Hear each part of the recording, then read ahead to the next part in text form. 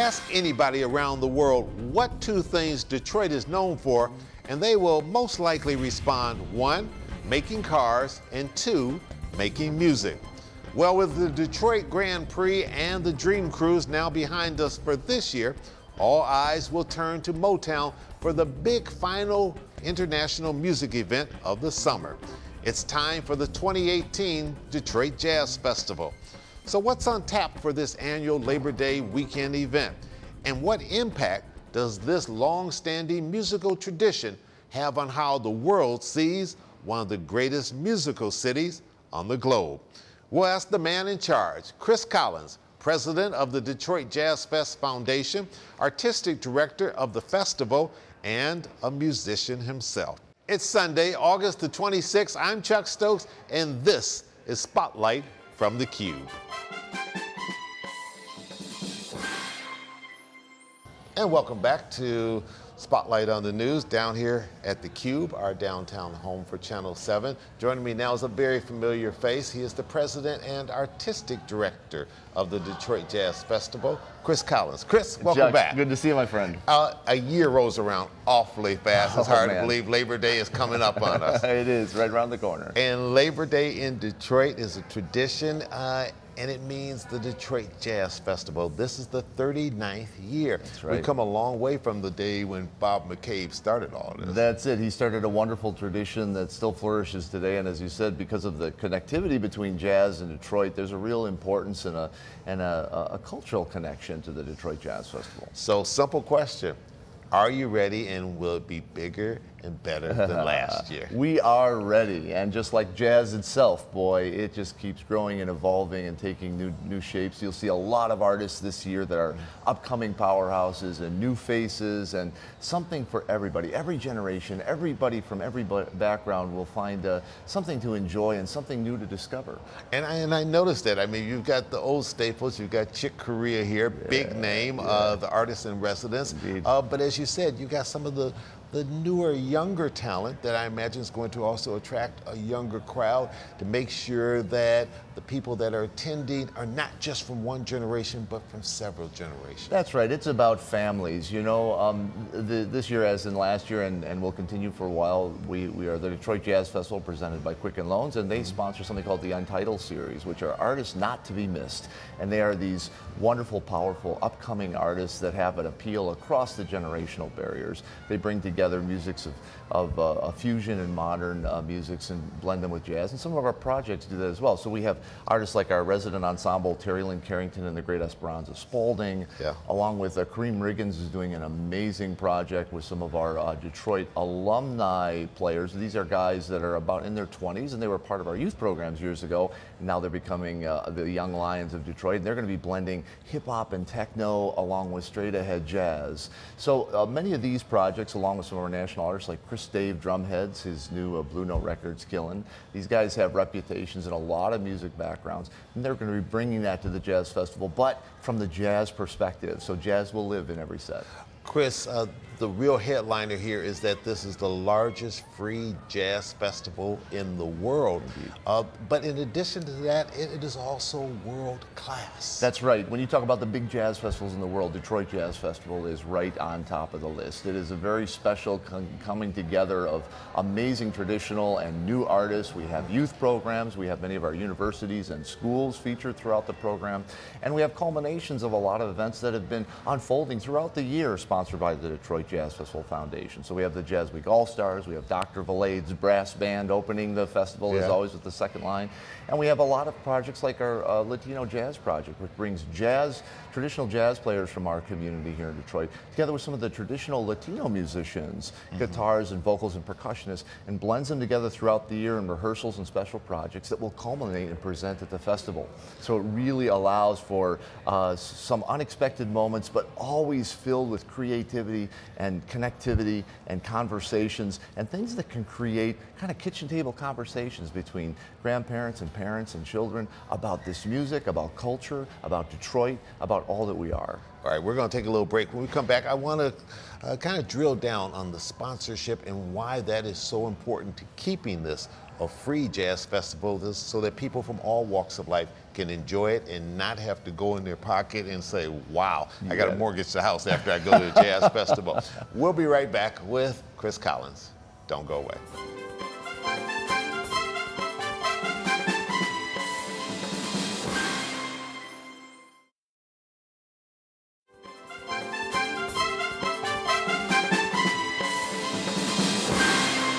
And welcome back to Spotlight down here at the Cube, talking to Chris Collins. He is the president and artistic director of the Detroit Jazz Festival. And they also have a foundation. We'll talk about that in just a little bit as well.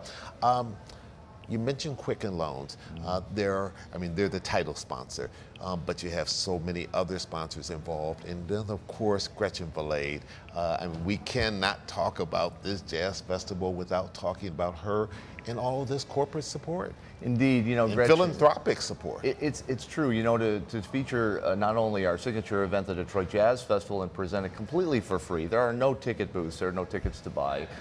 We have to rely on the generosity and the philanthropic giving of, well, first and foremost, our angel of jazz, Gretchen Valade, as you mentioned, is a great businesswoman in town, has a number of businesses, but really loves jazz, and she puts her faith where her heart is. And along with that, and our presenting sponsor, Quicken Loans, we have a host of great corporate sponsors. Chase Bank, Apso, Pure, Wayne State University has sponsored a stage as well. And we better talk about Chase since we're sitting here in the Chase building. We're right here in the beautiful building, right in the middle of the footprint. Chase. You got it. And they step up year after year after year. And in addition to that, we have these incredible individual donors. We call them our guardians that step up every year and buy the VIP tickets and donate to the festival on a regular basis. Along with that, we have our volunteer team that works every year throughout the festival footprint. These are the things that will help allow everyone, 325,000 people last year. Wow. About a third from outside the state of Michigan, coming here to Detroit for the Detroit Jazz Festival. And they walk in the door, they get to see 4 days, 4 stages, completely for free, with the likes of Marcus Miller and Chick Corea and Esperanza Spalding and Robbie Coltrane. And if they were to try to do that at festivals almost anywhere else in the world, they would spend a fortune, not only to be in those cities, but to go to those shows. And the only way it can happen is with a lot of giving. And I think it's a hallmark of the Detroit culture is to make something happen for everyone. And music is such a rich tradition for this city, whether it's Motown or it's the Techno-Fest stuff. We just have a wonderful tradition, and trying to keep that and make sure that that goes on for generation to generation, because if you talk to people who don't live here and you mention the word Detroit, they say 2 things. They say auto and they say music. And isn't it wonderful that we have corporate sponsors and individuals that understand how important that is? So when Apsopure and Mack Avenue step up and they make sure that there's enough funds to make not only the festival itself happen, but all the year-round activities of the foundation, the youth programs, the educational programs, all for free in the Detroit public schools, special programs outside those schools, and all of which culminates at the festival. To have that understanding really suggests how a complete the Detroit culture is. The creativity is alive. It's always been alive in the music scene. And jazz is really in the blood of Detroit. When you talk anywhere around the world about great jazz artists, Joe Henderson, Donald Byrd, Yusef Lateef, these cats are all from Detroit. They carried the Detroit sensibilities and the Detroit style into the New York and really created the jazz vocabulary of the modern day. And to have that understanding amongst our individuals, our families, our corporate sponsors, and even those who step up and volunteer year after year, this is an amazing statement about how we understand how important arts and culture is to the success of a civilization. And how important is this festival to selling Detroit and the revitalization of Detroit, particularly downtown and midtown? We had some friends with us from Kansas City last year, and they were sitting here as we were at the Jazz Festival, and what they were blown away with was, one, all the changes that have taken place in Detroit and how those stereotypes did not fit. And then they were looking at night at the skyline and all the buildings lit up, and they said, what a fabulous scene, and they were taking pictures and they were tweeting them to their friends all over the country. Oh, great. Well, Detroit is the stage of the Detroit Jazz Festival. It is in the city of Detroit. It is a great export of the Detroit sensibilities, of all the families and the feeling and the vibe that we get downtown to everyone who visits. And as I said, about a third of those 325,000 people are from outside the state of Michigan. We're bringing millions of dollars into Detroit, into the downtown economic structure, and we're sending a positive message about Detroit, the beautiful architecture that surrounds the stages, the incredible family sensibilities of our environment, and the welcoming attitude. You know, one of the things the artists always talk about is how amazing the Detroit audiences are. Yeah, they can they're go into in, it. They go any direction, and the audience responds. They're on the ride with them. All of these things work together, I believe, to export what is a marvelous sense of the real Detroit, the real Detroit people, real Detroit companies, and the real Detroit city. And we sit on an international border, which helps a lot, particularly because Europe, Canada, other places are so into jazz. Well, you know, it started in America with a lot of influences from Africa and the Latino countries, but it really was the basis of American music, and it did spread throughout the world and became one of these great influencers in creative music and creative art. And Detroit is right at the base of that. We continue to be, after 40 years, next year the Detroit Jazz Fest will be 40 That'll years. That'll be a big anniversary. We're going to have some fun. You know, and it continues to influence not only in the music that's happening out of the city, but the structure of the Detroit Jazz Festival. Its unique programming, its unique environment. This is something that's noted all over the world as being special, one of a kind, and something we should all be very proud of. All right, we're going to take another little pause for the cause. When we come back, I want you to talk about some of the social media technology that has worked its way into the Detroit Jazz Festival. We'll be right back.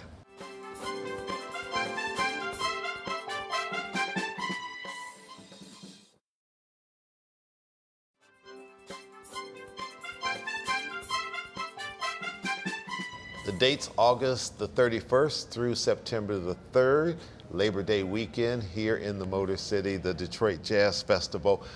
This year, Chris, well, it didn't start this year. You've had it for a few years now, but you've had this mobile app that can go onto your cell phone, and you can see the Jazz Festival in real time. That's right. And it's something called Detroit Jazz Fest Live, and it's at live.detroitjazzfest.org. And you can sign up. Throughout the whole year, you get interviews and special programs streamed live through the app. And then at the festival, all 4 days, all 4 stages, for a $10 subscription fee, you can see it all to your mobile phone. Just $10? $10. Oh, I can't beat that. Apple TV, computers, it's a great way if someone is either ill or can't get out of their home. You can gift them this and they can enjoy the entire jazz Have festival. you found over the few years that you've had this that it has grown exponentially and that people really like this? As people understand the high definition video and audio and what a spectacular piece of technology it is. And we've worked with Rocket Fiber and Xfinity and Comcast to really make the infrastructure solid. And not only does it appeal to really everyone, it's a great opportunity to export Detroit to those friends you might have out of state, make it an early Christmas gift, why not? And but you know, it appeals to all generations. Younger generations use social media and this technology on a regular basis, and we want to invite them to the party, either amplify their love of jazz or introduce them to the music of jazz. And this app does it. Not only does it have all the information about the festival, which you can access for free, all the maps and all the stage times and everything, but for this small fee, half of which goes back to all of the artists, you're able to see in real time what's happening on those stages, enjoy every piece of music from top to bottom, and feel the energy of the moment. It's really spectacular, along with our social media campaigns in other areas. It really does export Detroit, it exports jazz, it exports the Detroit Jazz Festival. Chris, I get the sense that part of the success of the Jazz Festival is not just the festival itself, but the programming that you do all year long and how you tie it into the community, whether it's the Carr Center or it's the Dirty Dog Jazz Cafe, it's the Artists in Residence, it's with the Detroit Public Schools, you know, taking that young talent, introducing them. How key is this, that year-long programming leading up to the big event? Just about everything that happens throughout the year culminates at the big event. So you get a real flavor for what's been happening all year. But throughout the year, every day, every week, we have some of our professional educator artists in the Detroit Public Schools, where we get up to 7 schools a year, twice a week they're in there working with the teachers and the students. It's called our new Jazz Infusion program. We have the J.C. Hurd Jazz Week, which brings 40 students at no cost. They audition in, and they get a whole week of instruction by the great faculty at Wayne State, along with the incredible national artists that we bring in throughout that week.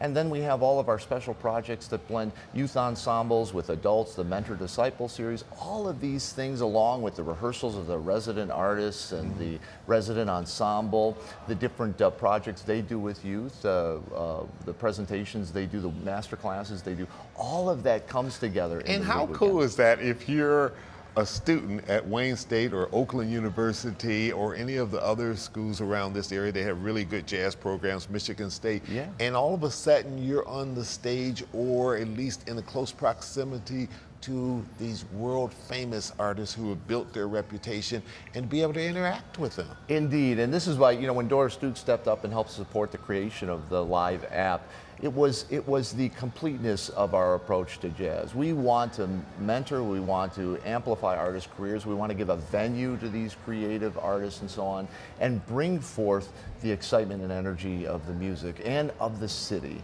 And you know, in the end, this is what we're all trying to do from our own corners of the world, and jazz is the perfect ambassador for us.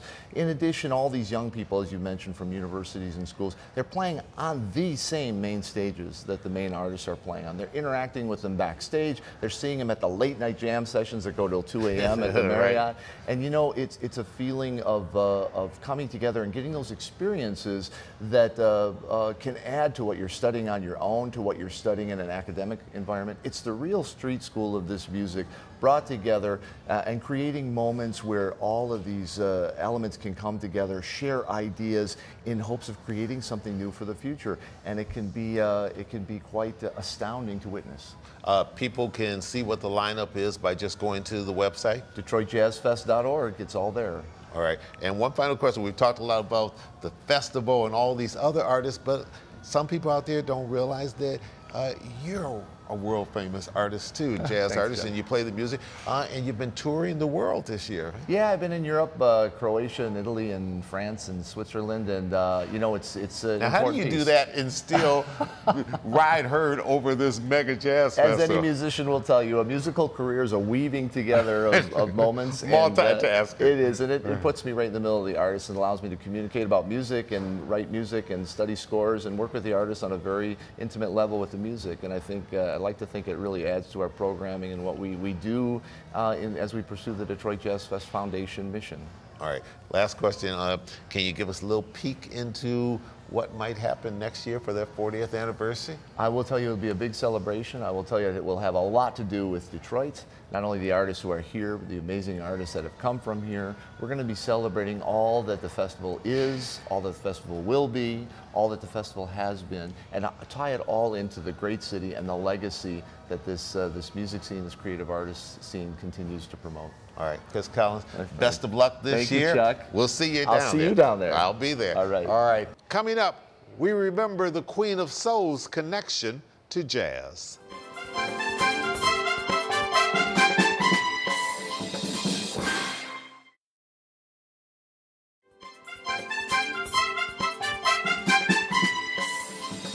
A lot has been written and said the past few days about the late Aretha Franklin, one of Detroit and America's greatest musical talents.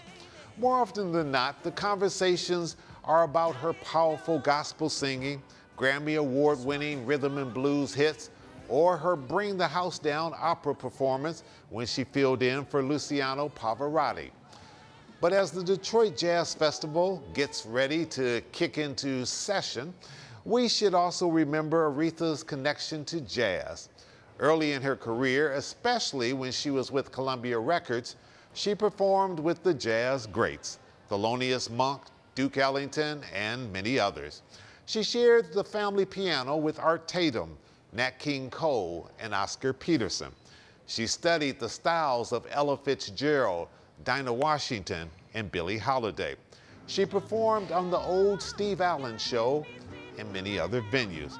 So we leave you today with the jazzy side of the Queen of Soul, documented beautifully in an NPR musical link.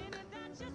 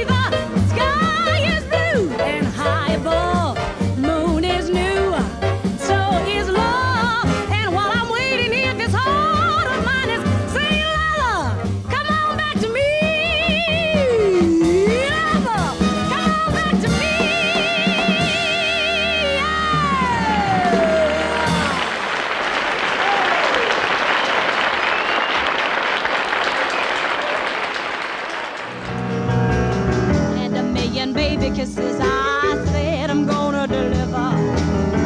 The minute that you sing that Swanee River rockabye, your rockabye, baby, with a Dixie melody.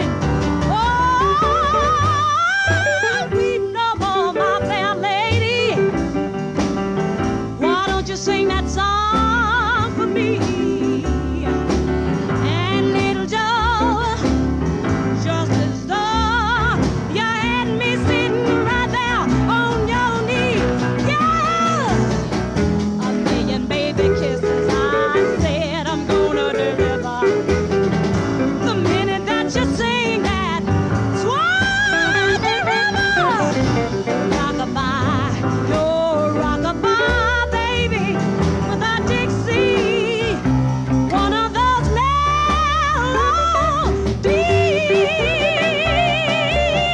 Woo,